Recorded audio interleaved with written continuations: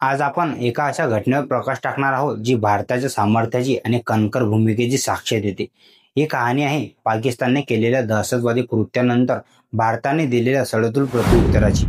पंतप्रधान नरेंद्र मोदी नुकतीच लोकसभेत ही माहिती दिली आहे, ज्यामुळे देशाचा अभिमान अधिक उंचावला आहे.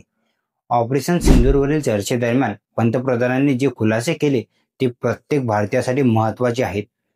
पंतप्रधान मोदींच्या म्हणण्यानुसार 7 मे रोजी सकाळी भारताच्या सेनेने पत्रकार परिषद घेऊन आपली भूमिका स्पष्ट केली होती.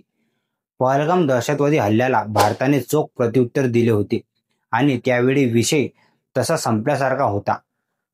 6 आणि 7 मे रोजी ऑपरेशन सिंदूर यशस्वीरित्या पूर्ण झाल्यानंतर भारतीय सेनेने पाकिस्तानी सैन्याला भारताची भूमिका आणि धोरण स्पष्टपणे ठामपणे सांगितलं होतं. भारताने स्पष्ट केले होते की दहशतवादाच्या विरोधात कोणतीही तडजोड केली जाणार नाही.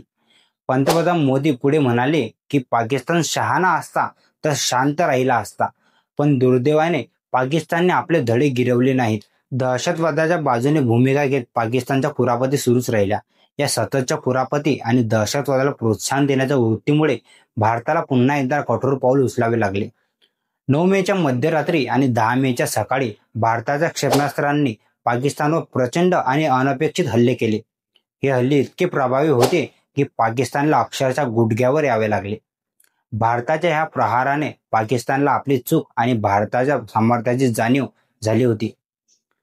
पाकिस्तानवर प्रचंड हल्ले करून त्याला जेरीस आणल्यानंतर पाकिस्तानच्या सैन्याने अखेर हात टेकले. पाकिस्तानचे director general of military operation DGMO यांनी भारताच्या DGMOंना फोन केला. पंतप्रधान मोदींनी लोकसभेत सांगितले. पाकिस्तानच्या DGMOने विनवणी करत म्हटले की आता बस झाले, खूप मारले, आता जास्त मार झेलण्याची ताकद नाही. या फोननंतर भारताने पाकिस्तानवरील हल्ले थांबवले, असे मोदींनी स्पष्ट केले आहे. हा एक ऐतिहासिक क्षण होता जिथे पाकिस्तानने भारताच्या लष्करी सामर्थ्यासमोर आपली हार कबूल केली.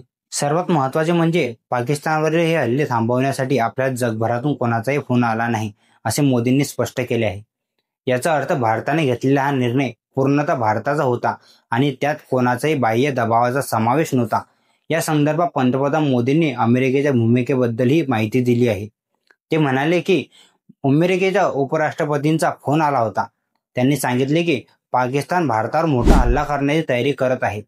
पण यावर पंतप्रधान मोदींनी अमेरिकेच्या उपराष्ट्रपतींना स्पष्ट शब्दात सांगितले की जर पाकिस्तानने असा प्रयत्न केला तर त्याला जशास तसं उत्तर दिलं जाईल. हा प्रसंग भारताच्या परराष्ट्र धोरणाची आणि राष्ट्रीय सुरक्षेच्या बाबतीत असलेल्या ठाम भूमिकेची ग्वाही देतो. भारताने केवळ आपल्या सीमांचे रक्षण केले नाही, तर दहशतवादाला प्रोत्साहन देणाऱ्या राष्ट्रांना थेट आव्हान दिले आहे.